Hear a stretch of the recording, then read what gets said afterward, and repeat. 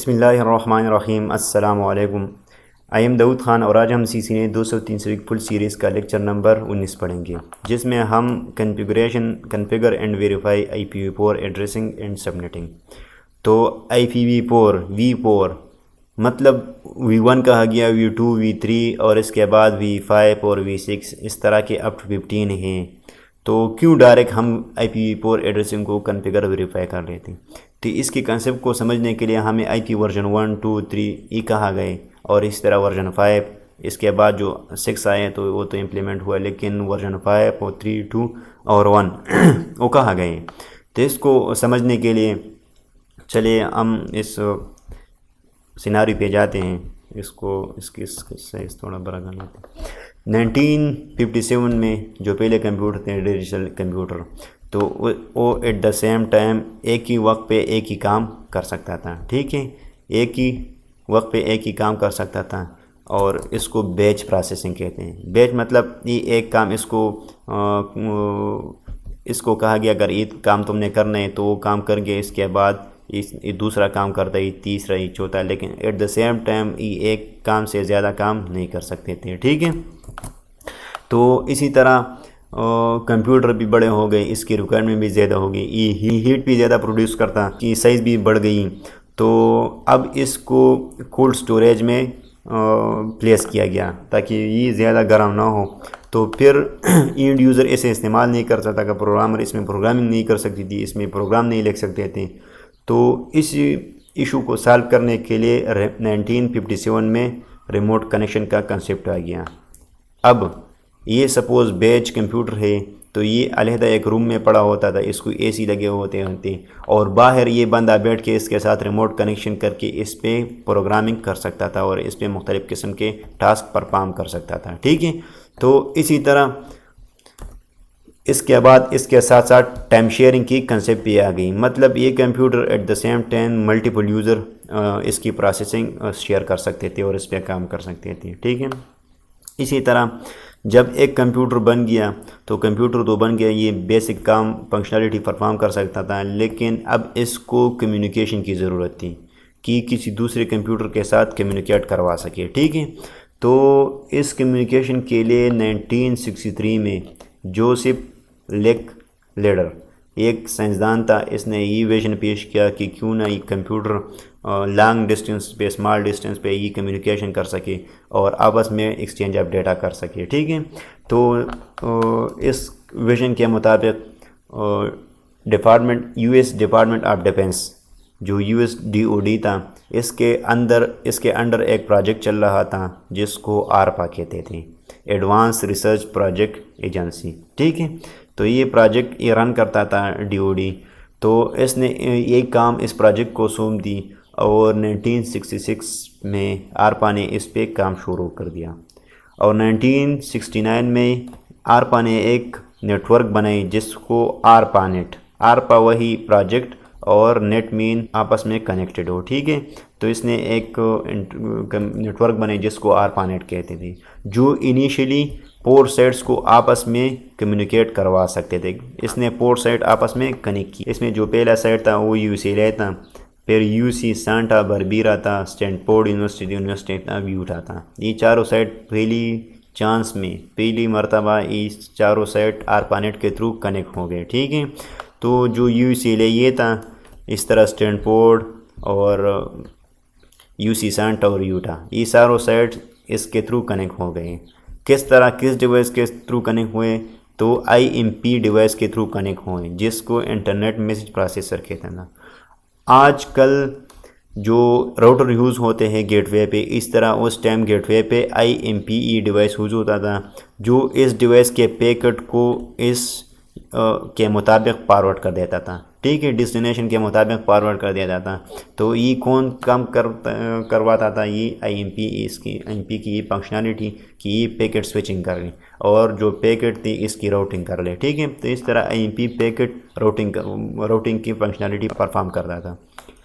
اس کے بعد جو کمپیوٹر اس IMP کو ڈیٹا بیچتی تھی تو وہ ہوسٹ ٹو IMP اس پروٹوکول کے تحت بھیجی تھی، اور جو EIMP کو ڈیٹا بیچتی تھی تو اس کو NCP network control protocol اس پروٹوکول کے تھرو آئی ایم پی آپس میں کمیونیکیشن کرتے تھے، ٹھیک ہے۔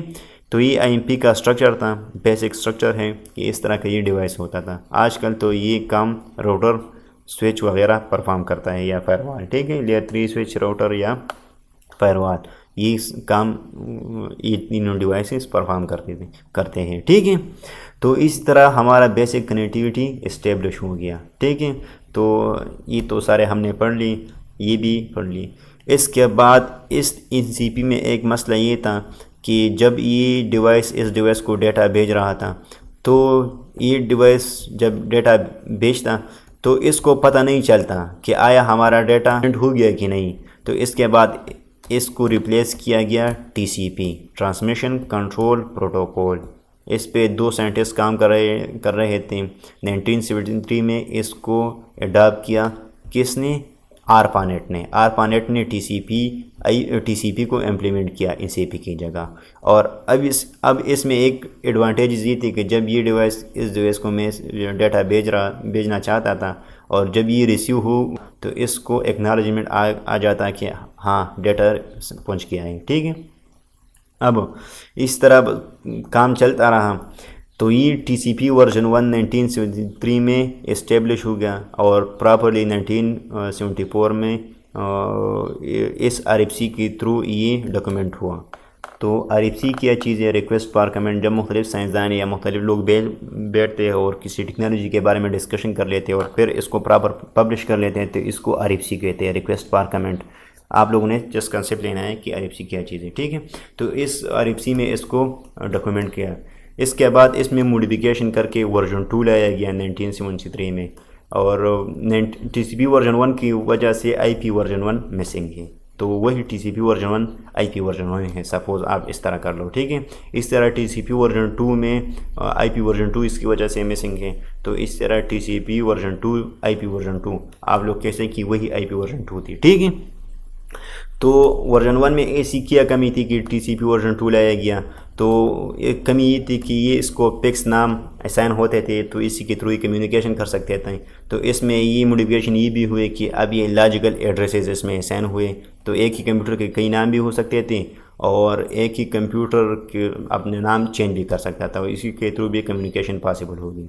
اب اس کے بعد اس میں مختلف اور موڈیفیکیشن کرنی تھی۔ Version 3 T C P version 3 میں اس سے پہلے آئی پی سپلٹ ہوتا تھا، ٹھیک ہے، ان ٹو ان ڈیلیوری اس کے تھرو پاسبل نہیں تھی، لیکن اس کے بعد ٹی سی پی آئی پی میں ان ٹو ان ڈیلیوری آ گئی اور ٹی سی پی اور آئی پی کو دونوں کو کمبائن کیا، ٹھیک ہے، 1978 میں۔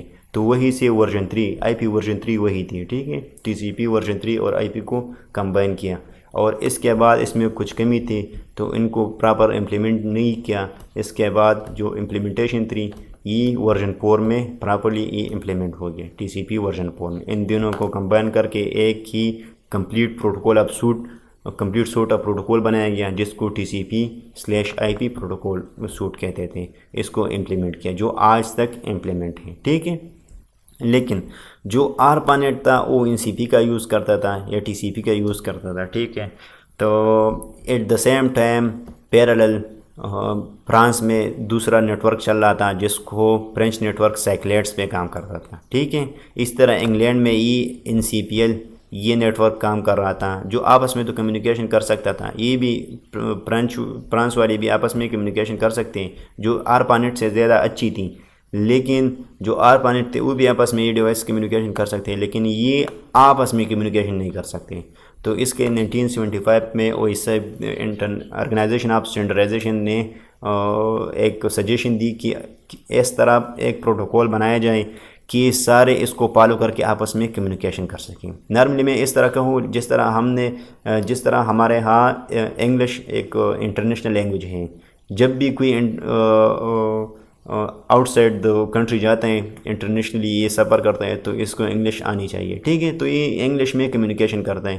تو جب بھی یہ ڈیوائس اس ڈیوائس کے ساتھ انگلینڈ کے ساتھ یا فرانس کے ساتھ کمیونیکیشن کرنا چاہتے تھے تو اس کے لیے ایک ایسا لینگویج ہونا چاہیے نیٹ ورکنگ میں جو ان آپس میں ایک دوسرے کو سمجھ سکیں۔ تو آئیسو نے یہ سجیسٹ کیا اور اسی طرح ڈپارٹمنٹ آف ڈیفنس اسی پہ کام اس سے پہلے سٹارٹ کیا تھا کر رہا تھا۔ جیسے 1975 میں یہ سجیسٹ کیا اور 1973 میں اس نے TCP ورژن 1 بنایا بھی تھا.